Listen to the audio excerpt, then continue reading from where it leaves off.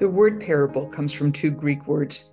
Para, as in parallel, means to put two things side by side, and balo means to cast or to throw. Thus, parables throw together two images. In exploring possible connections between the parable and our lives, we discover new things both about the kingdom of God and about ourselves. The two parables in Mark 4:26-34 concern our interaction with nature. In the first, the parable of the seed growing secretly, a person scatters seed.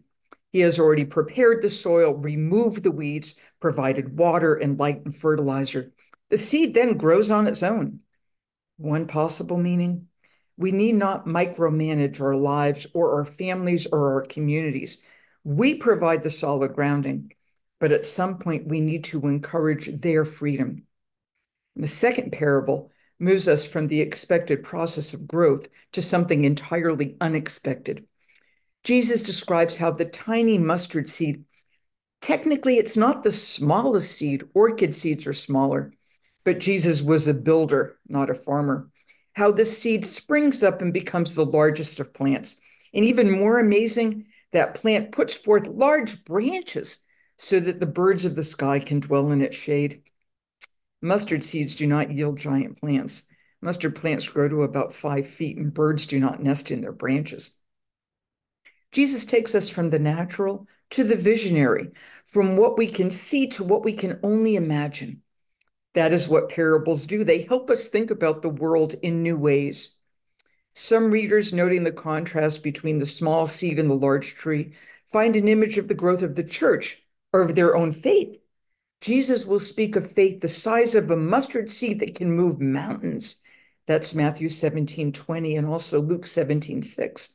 And so the parable becomes a message not only of encouragement, but also of empowerment.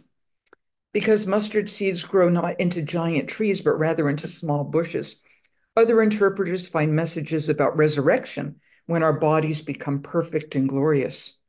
We might conclude that the birds represent the Gentile nations who flock to the limbs of the church, an image related to Ezekiel 31:6, and so they find a gospel of universalism.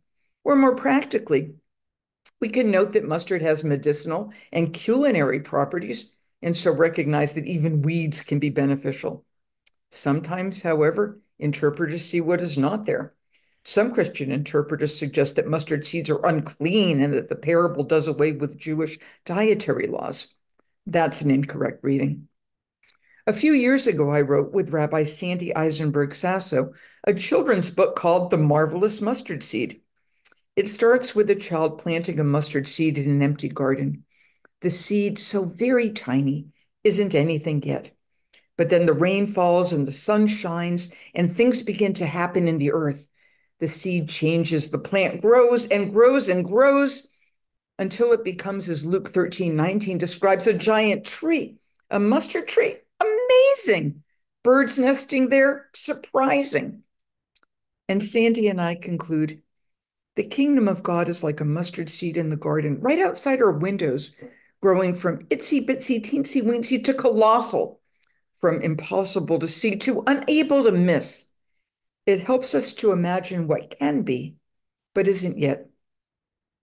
The lectionary concludes by noting that Jesus explained everything to his disciples, but most parables come without explanations.